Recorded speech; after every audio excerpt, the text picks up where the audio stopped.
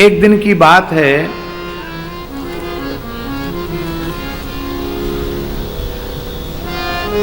श्री नामदेव जी महाराष्ट्र के महान संत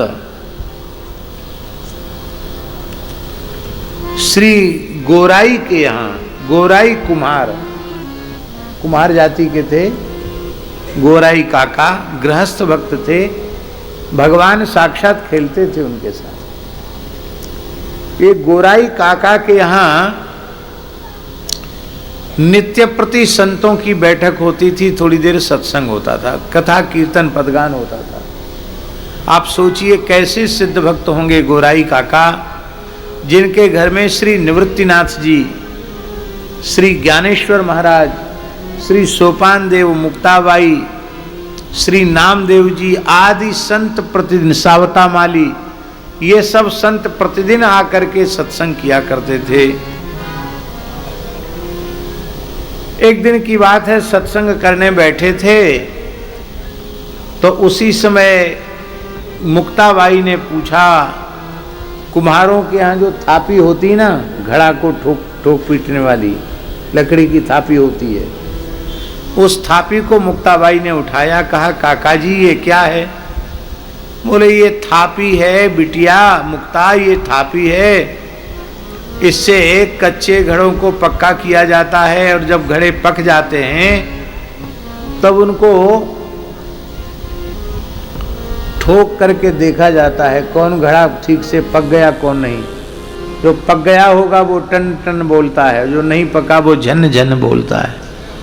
तो जो नहीं पका उसको अलग कर देते हैं, पक गया उसको अलग रख देते हैं। और जब कच्चा घड़ा होता है तो गुरु कुमार शिष्य कुंभ है, गड़गड़ी काढ़ है खोट, अंतर हाथ सहाय दे बाहर मारे चोट। उसको गोल मटोल ठोक ठोक करके थापी से ही किया जाता, भीतर से हाथ लगा के धीरे धीरे थापी से ठोका जाता है। तो टेढ़े बेढ़े को गोल मटोल कर दिया जाता है और पकने के बाद परीक्षा हो जाती है कि ये कच्चा है कि पक्का। मुक्ता बोली तब तो ये मशीन बहुत काम की है, ये यंत्र बड़ा काम का है। ये यहाँ जितने घड़े हैं उनमें कौन सा घड़ा कच्चा कौन सा घड़ा पक्का, संतों को ही घड़ा बता दिया, इसमें कौन सा कच्चा कौन सा पक्का। इसका भी परीक्षा हो सकता है, इसकी भी परीक्षा हो सकती है इससे, हाँ अवश्य हो सकती है। गोराई काका ने थापी उठाई और एक एक करके सबके सिर पर प्रहार करना आरंभ किया। सब मुस्कुराते हुए निश्चल भाव से, शांत भाव से बैठे रहे। पर जैसे ही नामदेव जी के सिर पर थापी पड़ी, नामदेव जी नाराज हो गए। अरे बोले क्या तमाशा कर रखा है? घर में लोग महापुरुषों को, संतों को बुलाते हैं, उनका अर्घ पाद्य आचमन से स्वागत सत्कार करते हैं, उनके चरणों में प्रणाम करते हैं, हो सके तो फूल माला पहनाते हैं, चंदन लगाते हैं, और तुम प्रहार कर रहे हो, ये क्या उचित है? मुक्ताबाई तो बालिका है, वो बोल रही है, आप भी खेलने लग गए। गोराई काका ने हंसकर कह दिया कि और सब घड़े तो पक्के, दुर्भाग्य से यही एक घड़ा कच्चा रह गया। गोराई काका की बात सुनकर सब हंसने लगे और नामदेव जी को लगा कि अरे हमको इन संतों के बीच में कच्चा भक्त कह दिया। तो श्री पंडरीनाथ जी के सामने रोने लगे। भगवान का इतना वात्सल्य दुलार है नामदेव जी को कि शायद कलिकाल में इतना लाड़ प्यार दुलार और किसी को न मिला होगा जितना श्री नामदेव जी को मिला। नामदेव जी की आंखों में भगवान आंसू नहीं देख सकते। कहा नामदेव जी तुम उदास क्यों हो, क्यों रो रहे हो? बोले हम इसलिए रो रहे हैं कि गोराई काका ने सबके बीच में हमको कच्चा भक्त कह दिया।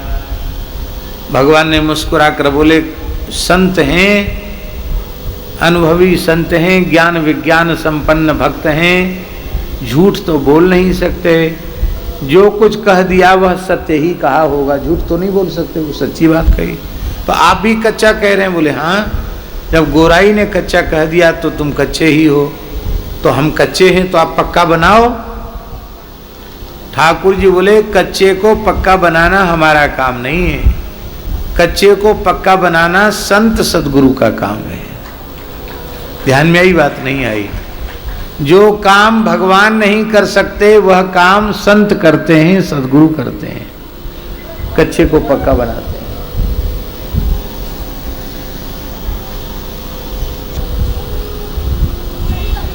आप जगत गुरु हैं, कृष्णम बंदे जगत गुरु, आप ही गुरु बन जाइए। भगवान बोले नहीं, एक प्रत्यक्ष गुरु की शरण में जाओ।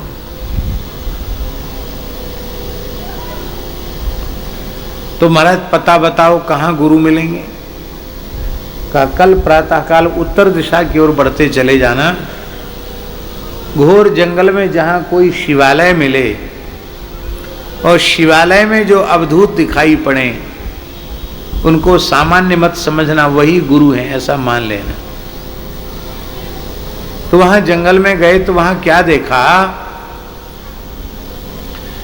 कि शिवालय में एक अवधूत पागल के जैसे कोई महानुभाव हैं, वो शिव जी के मंदिर के गर्भगृह में लेटे हैं।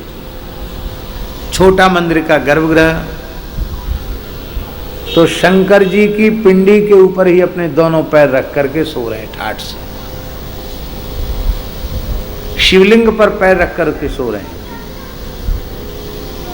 नामदेव जी को बड़ा दुख हुआ कि कैसा पागल आदमी है, एक तो मंदिर के गर्भगृह में सोना निषिद्ध है, फिर शिवजी पर पैर रख करके सो रहा है, कैसा आदमी है।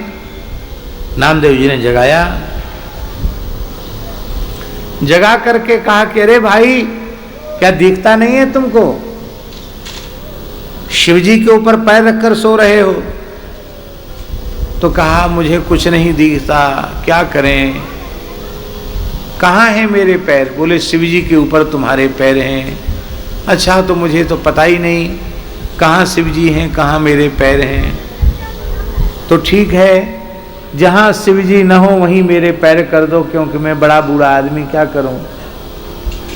जहाँ शिवजी न हो वहाँ मेरे पैर कर दो।